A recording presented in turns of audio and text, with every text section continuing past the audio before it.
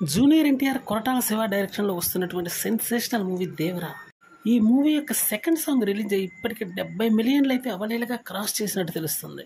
First సాంగ్ని మించి ఈ సెకండ్ సాంగ్ అయితే సూపర్ క్లిక్ అయిందన్న విషయం మనకు తెలిసిందే.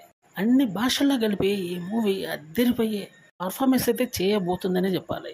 ఎందుకంటే జూనియర్ ఎన్టీఆర్ మూవీలో 2 సెన్సేషనల్ పాత్రల్లో నటించబోతున్నాడు. దానికి తగ్గ విధంగానే మూవీ కూడా వేరే రేంజ్లో ఉండబోతుందని చెప్పాలి.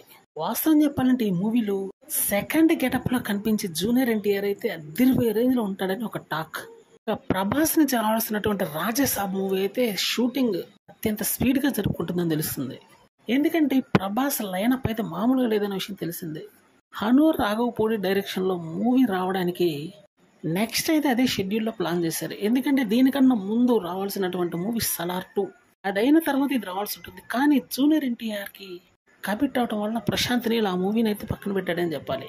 పోటాపోటీగా సినిమాలు తీయబోతున్నారు అటు ప్రభాస్ కానీ ఇటు జూనియర్ ఎన్టీఆర్ కానీ. ఎందుకంటే వీరిద్దరు లైనప్ మాత్రం మామూలుగా లేదని చెప్పాలి.